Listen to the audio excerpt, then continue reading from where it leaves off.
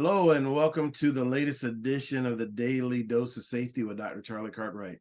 So today's topic, as you can tell by my graphic, is about mental health today.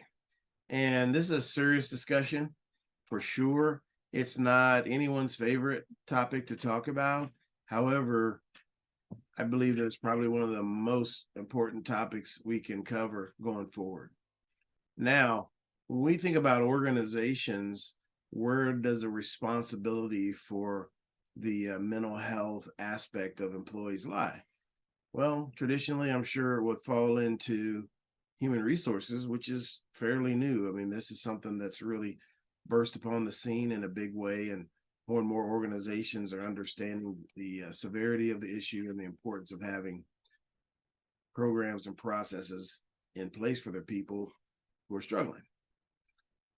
And I've given this a lot of thought, and recent events have escalated my thoughts on this topic. And here's the thing: as safety professionals and people that are really in daily conversations about the health and well-being of our people, that we can be on the front lines of this. And here's what I mean by that: because we're talking to our people every day, our teams every day, and getting to know them on a personal level. Because if we don't know people on a personal level, it's really going to be hard to influence and motivate them when it comes to safety. That's just a reality. So we need to go the extra step and really get to know our people. Now, when we do that, then we're in a position where we can see signs, see something's not right, something's a little off, and then offer help for that person, getting them to people that can help them. That's critical. However, if we don't know our people well, then it's tough. Now, there's always exceptions to the rule, right? And there's going to be people out there that hide this from us, and we don't find out until it's too late. So there is that group, and I want to acknowledge that. However, I think there's a lot of opportunity to really be in a position where we know our people well and ask questions and start the conversation. And we need to normalize this conversation. And the more we do that, at the end of the day, the more lives will be saved and the fewer families are going to be devastated by tragic loss of a loved one.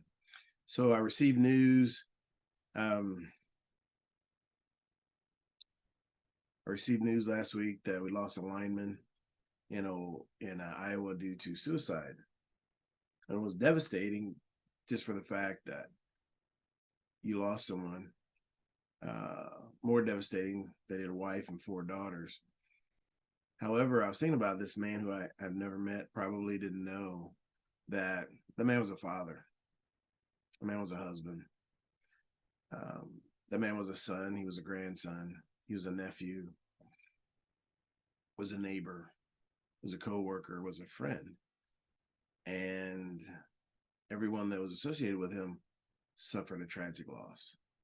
So the seriousness of this is really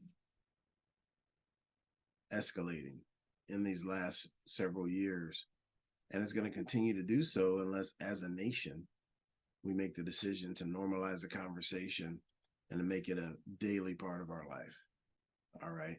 So I was at a conference in Seattle, Washington, and this is a topic in many industries. And I was at a construction conference, and this topic really hits heavy in construction because that's the number one industry that we lose people by suicide in the United States, somewhere around 66 people a day, which is astronomical for one industry.